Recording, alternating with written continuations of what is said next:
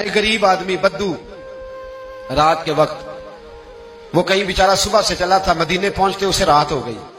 اس نے ڈرتے ہوئے نا خیمہ ہی باہر لگا لیا. جہاں رات ہوئی نا آدھی رات کو کوئی 1-2 بجے سمجھ لے پہنچا مدینے، اس نے باہر نے خیمہ لگا لیا. بیوی اس کی امید سے تھی، بچے کی ولادت کا وقت قریب آ گیا، بیمار ہو گئی، اس نے خیمہ لگایا. بیوی اندر ہے. حضرت عمر فاروق گشت پہ تھے رات کو، ساتھ ایک غلام تھا. حضرت عمر فاروق رضی اللہ تعالیٰ عنہ کہنے لگے وہ آگ جل رہی ہے تھوڑی سی، پتہ کرو کون ہے. تو آپ کا غلام پتہ کرنے گیا تو بدو نے ڈانٹ دیا، کہنے لگے جاؤ تمہیں کیوں بتاؤں. حضرت عمر خود گئے، کہنے لگے مسافر بھائی بتا تو صحیح. کہنے لگا جی چھوڑے، میں آپ کو کیوں بتاؤں، میں کون ہوں، کیسے آیا ہوں. فرمایا خیمے کے اندر سے کراہنے کی آواز آتی، کوئی درد سے چیخ رہا ہے، بتا ہمیں بات کیا ہے. کہنے لگا جی میں فلاں بستی فلاں علاقے کا ایک غریب ہوں، امیر المومنین عمر فاروق سے ملنے آیا ہوں، اور رات ہو گئی ہے تو یہاں خیمہ لگایا ہے، صبح میں ان سے مل کے چلا جاؤں گا. تو رات کو تکلیف دینا پسند نہیں کیا، تو میری بیوی امید سے تھی، اب بچے کی ولادت کا وقت قریب ہے، پاس کوئی نہیں. حضرت عمر کہنے لگے تو ٹھہر میں ابھی آیا. چہرے پہ نقاب ہے، اسے بتایا نہیں میں ہی امیر المومنین. عمر دوڑے گئے اپنی زوجہ سے، کہنے لگے اگر تجھے بہت بڑا اجر مل رہا ہو تو حاصل کرے گی. کہا کروں گی. تو کہنے لگے چل پھر میرے ساتھ، بہت بڑا اجر ہے. ایک دوست کے ہاں ولادت کا وقت ہے، ضرورت کی چیزیں ساتھ لے لو. اس عورت نے تھوڑے دانے لے لیے، گھی لے لیا. حضرت عمر سے کہنے لگی لکڑیاں اکٹھی کر لیں. امیر المومنین کونسلر کی بات نہیں بتا رہا آپ کو، میں آپ کو ایم پی اے کی بات نہیں بتا رہا، ایم این اے کی بات نہیں بتا رہا، جو 10 گاؤں کو ملا کے چیئرمین بنا اس کی بات نہیں بتا رہا، اس کی بات بتا رہا ہوں جو 22 لاکھ مربع میل کا حکمران ہے.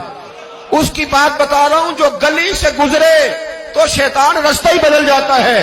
اس کی بات بتا رہا ہوں جس کے بارے میں میرے مصطفیٰ کریم صلی اللہ تعالی علیہ وآلہ وسلم نے فرمایا میرا عمر تو وہ ہے کہ 950 سال حضرت جبریل بھی اس کی شان بیان کریں تو عظمت ختم نہیں ہوتی. اتنا بڑا شخص. حضرت عمر نے لکڑیاں اکٹھی کی، اینٹوں کا روڑے لے کے چولہا بنایا، پہنچ گئے. آپ کی زوجہ کہنے لگی یہ تھوڑے دانے ڈال لیں، گھی ڈال لیں اور ایک لکڑی لے کے اس کو ہلائیں، تیار کریں. خود زوجہ اندر چلی گئی. حضرت عمر باہر پکانے لگے. وہ بدو کہتا ہے میں اس طرح کا ان کے ساتھ بہیو کرنے لگا جیسے کو کسی چوکیدار کے ساتھ نہیں کرتا. میں نے سمجھا جی عمر نے چوکیدار رکھے آنے جانے والے مہمانوں کا. میں کبھی پانی کا پیالہ مانگتا، کبھی کوئی بات، عمر دوڑے جاتے، کبھی پانی لاتے. او مسلمانوں، او میرے رسول کے غلام عزیزو، حضرت عمر فاروق.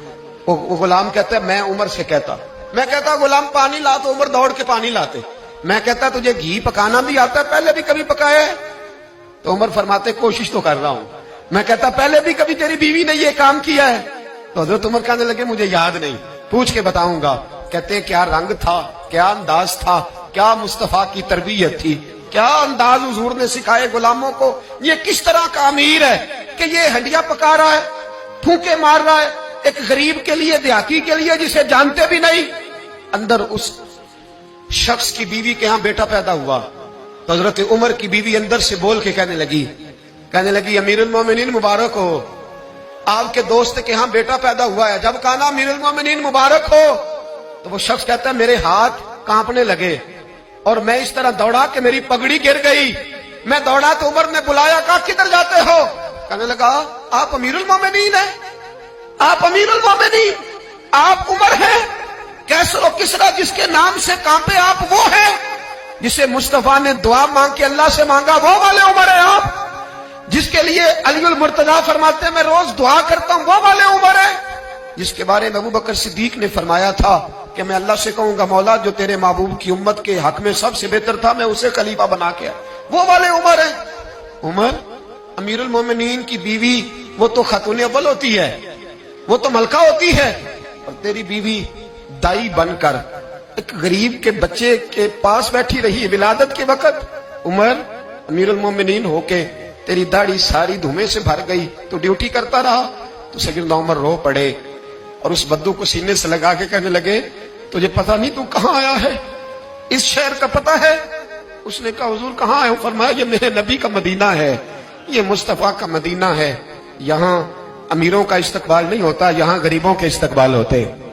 یہاں حضور نے اس اسٹیٹ پہ میرے رسول پاک نے وہ والا رنگ دیا ہے کہ اب غریب سر اٹھا کے جینے لگے ہیں، اب مزدوروں کو عزتیں ملنے لگی ہیں، اب یتیموں نے سر اٹھا لیا ہے کہ ہمارا کوئی سننے والا آ گیا.